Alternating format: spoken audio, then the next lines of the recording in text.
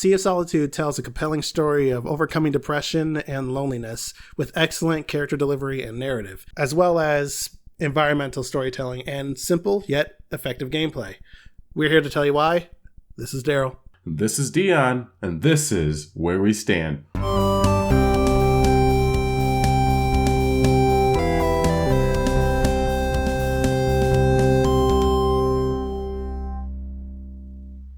First, let's talk about character delivery and narrative. So the theme of the game, 100%, is loneliness. And I know you said depression. I'm going to go with despair. You said despair, actually. I'm going with depression here as the theme. And it's a very, I want to say dark. It's not necessarily dark, but challenging. Let's say challenging. It's a very challenging theme that this game attempts to tackle. And I mean, I don't know if they could have done it better on how the game makes you feel lonely and depressed at times, how they're able to capture how that feels and really transfer it to the player. You feel that as you go throughout, and there's times of light and happiness, times of darkness and loneliness, but they really are able to sell the theme throughout the game very well. I mean, it's obviously that is like the goal of the game is to grow past loneliness and depression. Exactly, and we're going to talk more about this later, but a lot of the stuff that goes on in the game is tied around those themes for better and for worse. And I don't mean that in the way of like communicating like, oh, this is good and this is bad. It's more like there are going to be good things you're able to do in the game that reflect, feeling better and things, or not feeling better, but finding the happiness and things that go on in the game that kind of really weigh you down. And all this is expressed beautifully visually, but again, we'll be going more into detail about that later. I will say though, among those things that come up, there's some terrifying psychological stuff in there. Like I thought I was playing a horror game some of the time. I was like, okay, I was the game opens up with a message from the developer who notes that they're not a trained professional or a psychologist or a therapist or anything like that. This is their experience with it, and it makes it a lot more personal of a journey as you go through the game. But damn, like there's just, I'm laughing, but in the moment I was like, this hits too close to home. And I think that's what lends itself to how terrifying it actually is in the game's darker moments. Yeah, no, it's actually relatable. It can be relatable, if you're going through, a moment of loneliness or depression. It can be a very relatable experience in this game.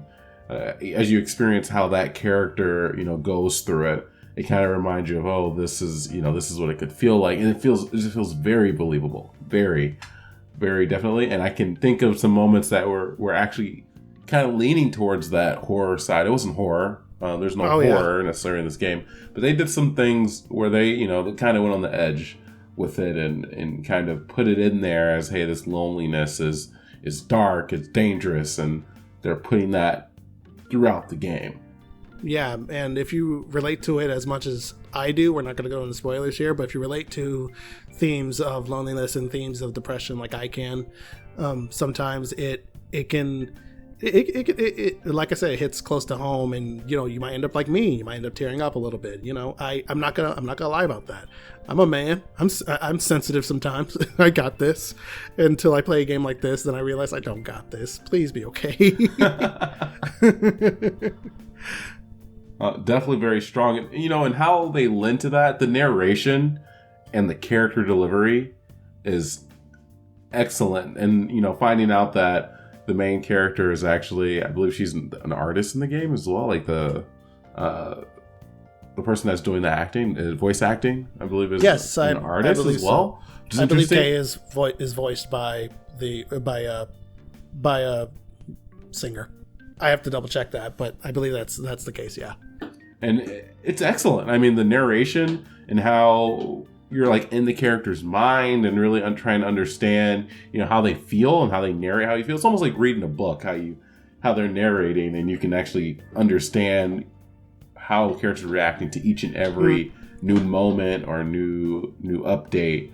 And then the moments where other characters are talking or your character's talking to other characters, that's also very strong. It feels real. It feels real. It feels like the character's reacting in a way that makes sense. And they don't just get over a hump, right? They actually go through, it's, you go through how that character is suffering and what you can do to do better, right? And how that you can help. And I think that really delivers on how you can maybe even tear up, or how this game can really hit you and make you feel a certain type of way just because the way they're delivering it to you.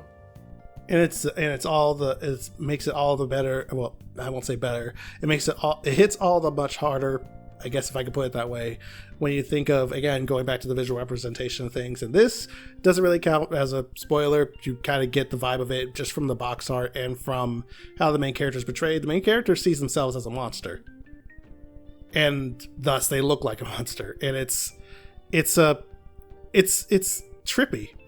Not trippy. That's the wrong word for it.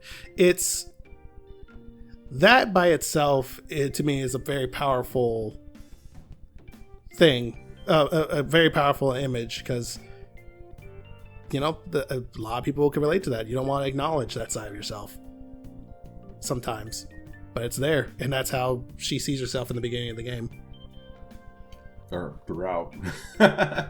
And throughout, but that you're there to solve that issue. Well, you're there as her to solve that issue. There we go.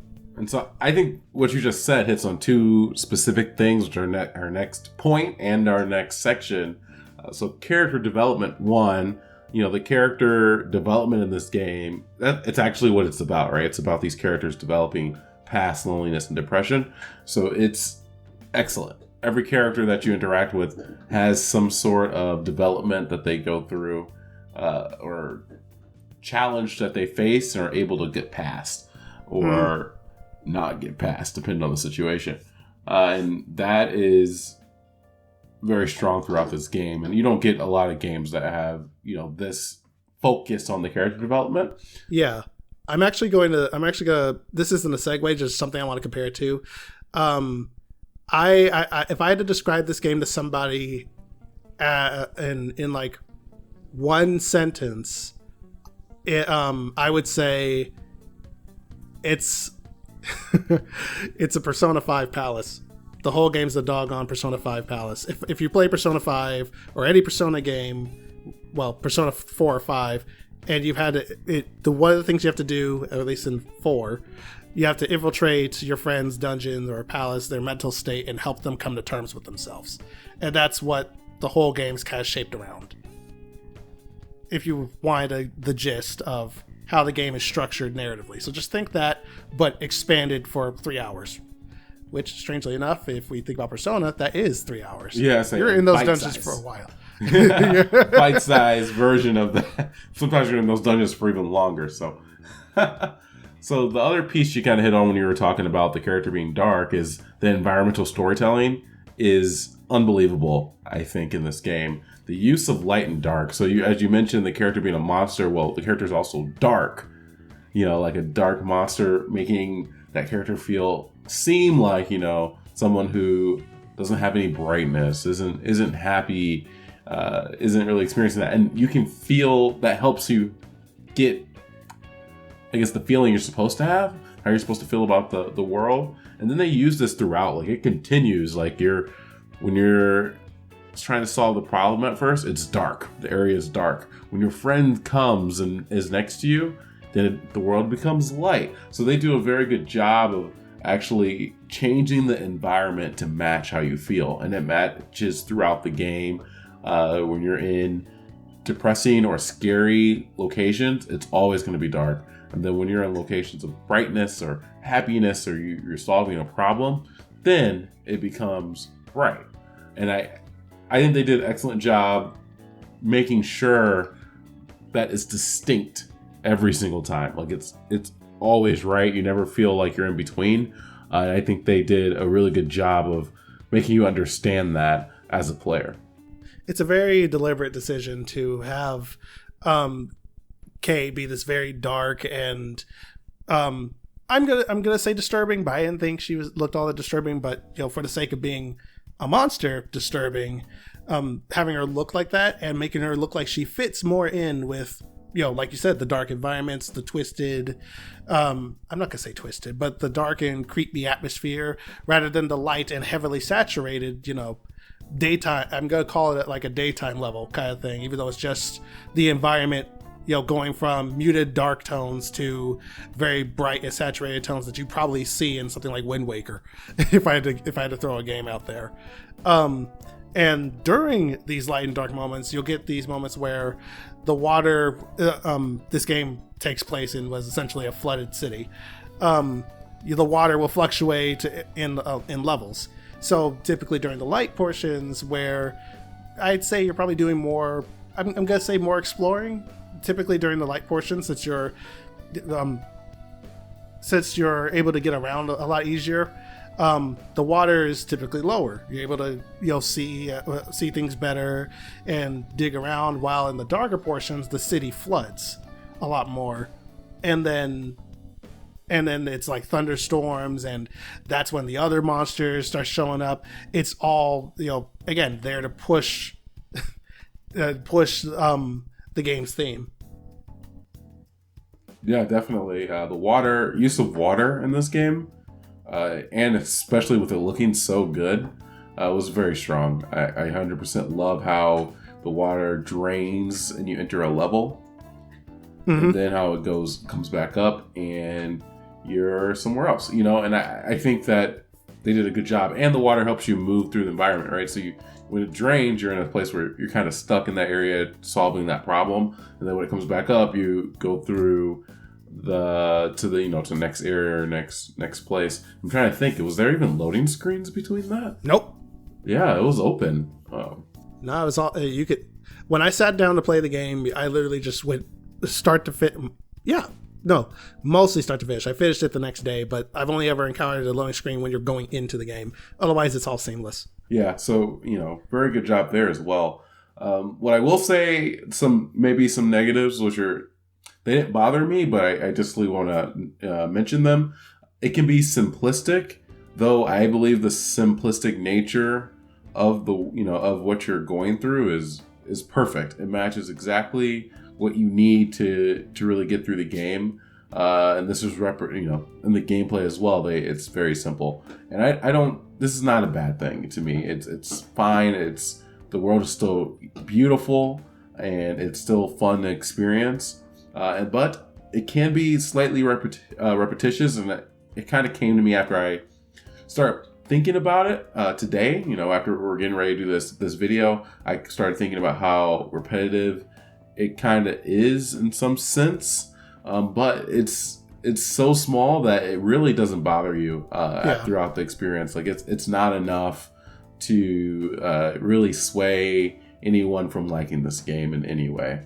Yeah, honestly, the repetition of the game is minimal, and honestly, rather than repetition, I probably should have thought of something more like a pattern. You see the pattern, because it and I say pattern because repetition kind of gives, at least when it comes to games, it's like a negative connotation. But in this case, it's again there to push the theme and the message of how many times you're going to go up and down, up and down, up and down emotionally with the game's themes. As well as what Kay is going through. And frankly, the game is only about 3 hours, probably shorter if you're really hustling, I guess. So the repetition is not going to hit you unless you're really paying attention to it. That's how I feel about it, at least. Agreed. Let's hit maybe the last section. I think you don't have much to say here because the gameplay for you didn't seem to have a huge effect. Everything served the narrative, so I kind of just... Every gameplay element in the game, you do have boss fights. I'm going to throw it out there now, but it's not really a boss fight. For the most part, you have very unique things you have to do with each major encounter that is specific to that boss, with the exception of how you defeat, I'm going to put that in air quotes, defeat said boss and whatnot. And I'll say that that variation of that is awesome. I actually really liked how they approached each of those major points. But otherwise, most of the gameplay you do is just getting from A to B most of the time. And if we're just gonna go there, yeah, the movement and stuff It's decent. It's fine. K can jump surprisingly far. And I kind of like that. if I'm gonna think about like the more simplistic things.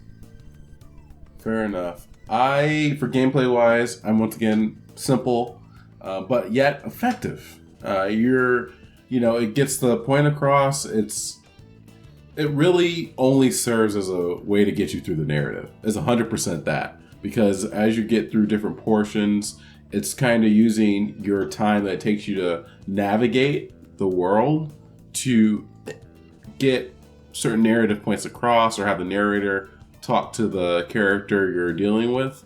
And I think, it works perfectly fine. It keeps you engaged enough while the narrative is going on.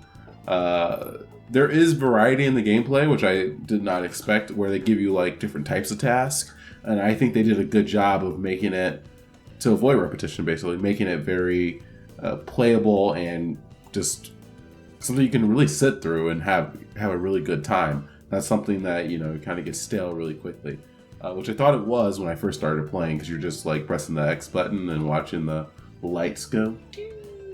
But then you realize that you start doing more, and you're like, okay, this is good, and this is not bad at all. So let's jump into our final thoughts on the game. Sea of Solitude, for me, is an enjoyable experience that can surprise you from the characters and beautiful environments that we just talked about. Additionally, the game does not overstay its welcome and remains enjoyable from beginning to end. If it had been 10 hours, I think we would have had a problem. But making it short really made it effective. It got the point across, and it was enjoyable throughout the whole time. Very good. Though the gameplay can be simple, which again wasn't a negative for me, Sea of Solitude delivers a compelling experience through narrative and character development that I recommend you try. And in my case, Sea of Solitude is a short but worthwhile experience that I'd recommend to anybody as well. While this obviously doesn't replace the various services in place for people going through the issues portrayed in the game, as the developer, again, as I said earlier, pointed out before the game begins, I do think that Sea of Solitude's message is one that everyone needs to hear and internalize. Alrighty, I think that's all we got for now. Thank you all for stopping through to listen here at DuoQ. If you think we might have glossed over something, feel free to say so in the comments. Don't forget to share and leave a like. Next time you're waiting for a party or searching for a lobby, feel free to tune in again while you wait. See ya! Later, guys. I don't even have a joke for this. Just